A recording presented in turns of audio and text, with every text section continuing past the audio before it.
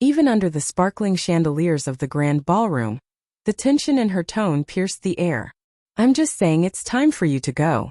Don't you feel even a little embarrassed? Her words struck me like shards of ice. I blinked, silently hoping she might soften, but her smirk made it clear she wouldn't. Are you embarrassed by me? I whispered, my voice smaller than I intended. Yes. Everything about this is awkward. My friends, even my boss. They're here and now they'll see you becoming part of the family. It's humiliating. That was the spark, the words that cut deep yet ignited a fierce flame inside me. My name is Melanie. I grew up in Austin, Texas. I moved by wheelchair because my legs have never worked due to a congenital condition, but that's never stopped me from living fully. I was raised in a home overflowing with love, nurtured by my parents, now watching over me from heaven, and by my brother Anthony, who might be the loudest and most protective person alive. My parents never treated my condition as a weakness. They taught me to adapt, to shine, to embrace life boldly. When the world looked at me with pity, my mother looked with pride. My father taught me that true success is measured not by how tall you stand, but by how bravely you rise when life pushes you down. Anthony absorbed those lessons just as deeply, becoming not only my protector but my teammate, my constant supporter, and my closest friend. That love forged my spirit strong enough to stand tall, even if my legs never could. Over the years, that determination carried me farther than anyone expected. Madam CEO, here's your schedule for the month, my secretary said, her voice a calm breeze through the glass doors. Meetings stacked today, investor lunch tomorrow. I smiled from behind my desk. Despite my wheelchair, I've never felt trapped. I run a successful company that designs and manufactures skateboarding gear. A world defined by balance, freedom, and speed. Funny how life works. I built this from the ground up, climbing every hill with grit and humor. Even amidst the chaos, I sometimes let myself daydream, until my phone buzzed. Seeing Anthony's name made me grin. Hey Anthony. What's up? Sorry to bother you. His familiar laugh crackled through the line. I wanted you to hear it from me first. I'm getting married. I gasped. What? Anthony, congratulations. Who's the lucky person? Victoria. We met at work. She's sweet, smart, and amazing cook. Honestly, she's wonderful. I felt a genuine warmth. Anthony had always given so much to others. Now, someone was giving back to him. I'm so happy for you. You deserve this. Stop sounding like Mom. You worry too much, he teased. Well, that's my job as your big sister. I replied with a laugh. The wedding was in 2 months soon, but we made it work. I rearranged my schedule to ensure I'd be there. My secretary noticed my extra glow. Excited for your brother's wedding? More than excited, I admitted. He deserves this happiness. I hadn't met Victoria yet, so I imagined she would be kind, maybe even the sister I never had. But that vision shattered the moment I stepped into the wedding hall.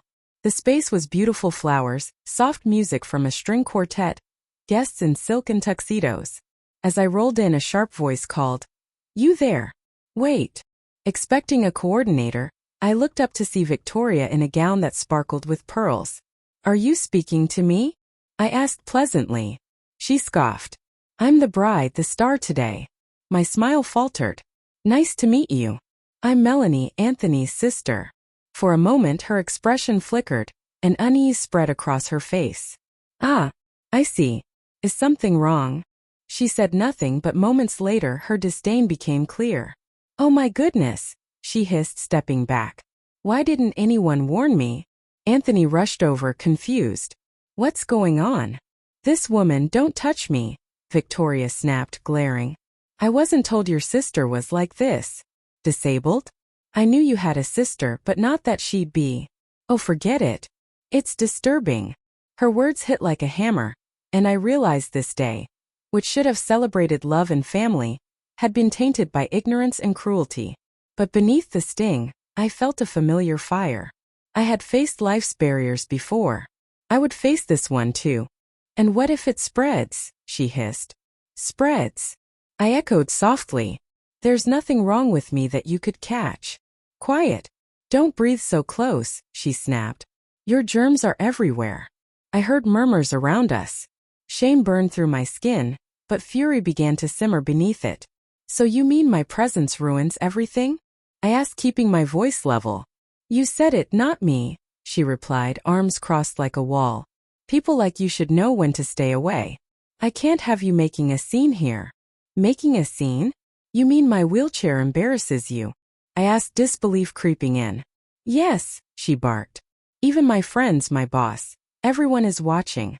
Can you imagine them realizing someone like you is part of my family? Her words were venom. Each one aimed like a dart, but I stayed steady. Is that how you see everyone who's different? I asked calmly. That's none of your business, she spat. Now move aside before I lose my patience. I've got the CO here, Anthony, and you better not interfere. Suddenly it clicked. She wasn't in love. She was performing, playing a role to impress my brother. My gentle, trusting brother had been blinded by someone who saw him as a trophy, not a partner. I glanced at the crowd.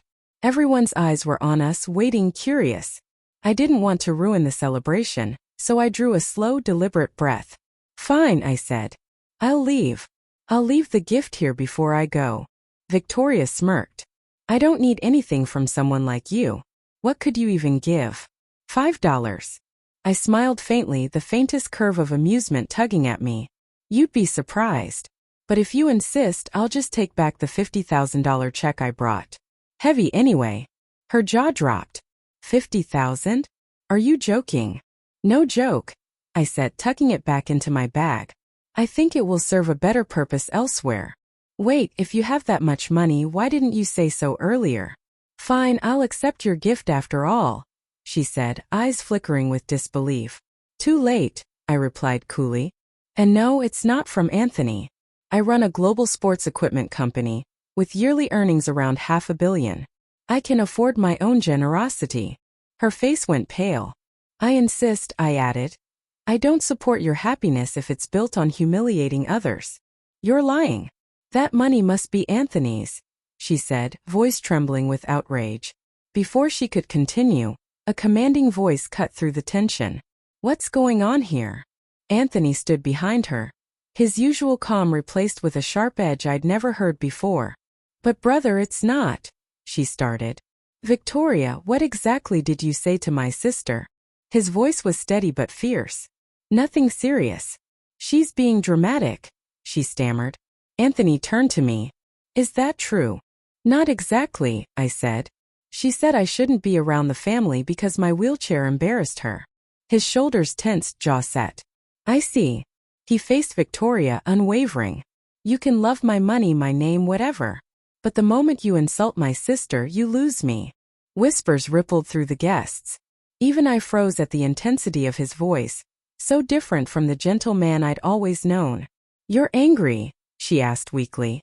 Yes, I am, Anthony said, voice cold. Victoria can attend the wedding all she wants, but I will not marry someone who belittles my family. Her mouth fell open. You're breaking it off? Because Melanie and I have been through too much together for me to let anyone diminish her, he said, softer now as he turned to me. After our parents passed, do you know what kept me going? He looked at me, eyes full of truth. You did. Even in your own pain you tried to lift me up. My little sister, my home, my strength. I will never forgive anyone who forgets your value. Tears stung my eyes, but I smiled. Brother, I whispered. You remember everything. Every hidden tear. Every meal you didn't see me cook. Every time I tried to make you smile. It's all in my heart. He turned back to Victoria, his expression carved in stone. You insulted the woman who taught me how to stand tall. You're going to apologize to her. Now. Victoria let out a scoff, but the authority in his voice cut through her defiance like steel. I said apologize. Her face twitched, and with a stiff cross of her arms, she muttered something that barely resembled a sorry. Before the air could thicken again, a familiar voice echoed from the back, smooth but commanding. Hope I'm not interrupting. Everyone's head swung around. Henry had arrived, my business partner, walking in with the kind of confidence that made people clear a path without being told. Victoria stiffened instantly. Why is the CEO here? Henry gave her a pleasant, almost amused smile. I just came to check in on my friend Anthony. We work closely together after all. Then he turned to Victoria, the smile fading. And your behavior today is something I would never tolerate from anyone connected to my company. Her face drained of color. And Mr. Henry, you're that CEO?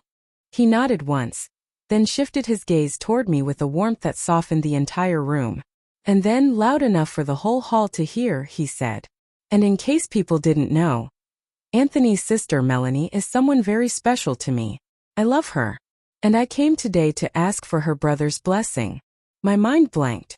Anthony blinked twice, then threw his head back with a stunned laugh. You and your surprises, Henry. You never stop. He reached out to shake Henry's hand. If you truly love her, then I trust you. She deserves nothing less than the best. A ripple moved through the room, relief, applause, admiration. For the first time in years, instead of whispers and judgment, I felt nothing but respect coming from every direction. But then a voice cut through. No, hold on. Why is everyone acting like this is some fairy tale ending? It was my boyfriend, Theon, walking in with tension written all over him. Yes, Henry, the CEO Victoria worked under, was the same man cozying up to my brother. Neither of them had realized the three of us were so deeply connected. Victoria stared, jaw hanging. Wait, what? So she's the girlfriend of the CEO? And Anthony is her brother? That's ridiculous. Good luck. Henry stepped forward coolly. It's not luck. Melanie fought through every wall placed in front of her. She carved out her own path. Don't you dare reduce her achievements to chance. He looked her dead in the eyes. And for your information, she officially became my fiancée just moments ago. So tell me, do you finally understand what it means to insult the woman I'm going to marry? Victoria's face contorted. So what if I did? Whether she's your girlfriend or fiancée or Melanie or whoever, what's a CEO going to do? This is just personal drama. Oh really? Henry said softly. There are clients here. My company's name is on every invitation. Your words aren't personal. They're a liability. Victoria's eyes fluttered in panic. You can't just fire me. In my company, Henry replied. Statements like yours are grounds for immediate dismissal. And frankly, I don't want to do business with a team that keeps people like you employed. She froze. Please, breaking off a wedding is one thing, but losing my job? How am I supposed to survive? You could, Anthony said bluntly, start by looking for work somewhere else. Victoria stumbled toward him. Then at least help me get hired at your company. Anthony stared at her as if seeing her for the first time. You think anyone would hire you after what you said today? Not because you're connected to me. Because your mindset is rotten. Victoria's lips trembled. I misspoke. Henry cut her off. If you call it misspeaking, that means you truly believe it. Do you even intend to apologize properly? I haven't heard it yet. I finally spoke, my voice steady despite the sting in my chest. I've been judged before. Mocked before. But never has anyone thrown such cruelty straight at my face. It hurt more than I expected. Her eyes widened with a flicker of hope. So, you'll forgive me? No, I said softly. I'm not made of stone. Anyone would be upset being spoken to the way you spoke to me. Would you forgive it if the roles were reversed? She had no answer. And in that silence, everything finally became clear. If I were in Victoria's place, I might have reacted twice as sharply. It's not going to be easy from here on, but I hope luck stays on your side. Marrying someone like you, who seems to have no trace of compassion and casually throws hurtful words, would be impossible. Our parents in heaven, mom with her endless kindness and dad with his unwavering empathy, set the standard I only now realize. I had been too slow to understand what a loving, perfect couple looked like. I want that kind of love with Henry. Together we can create something just as beautiful. Henry, my brother said, gently taking Melanie's hand for a moment, could you let go for a bit? It seems your mind is finally at ease. He paused and then added something that made everyone flinch. Victoria, you'll be covering all the wedding expenses. Ouch, that hit hard. Seriously? Victoria groaned. That's going to ruin my wallet. But, dear Victoria, my brother continued, I can't let this feud ruin things. The wedding is already public. Friends know, social media knows. The dress, the food, the venue, all of it. Victoria's face paled. Maybe you should delete those posts. Most people seeing them don't even know me. Is it really worth showing off to strangers? My brother asked, calm and firm. Her jaw tightened. This is impossible, just think it over, she muttered. Ignoring her, my brother turned to Henry and me. Now, my princess, shall we go? Wait, where are we going? I asked. To announce your engagement, he said with a smile. Thanks to my brother's intervention, the wedding was transformed into an engagement announcement party for Henry and me.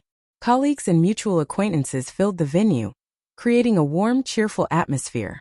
The moment Henry and I greeted everyone, my brother couldn't hold back his emotions. Tears streamed down his face.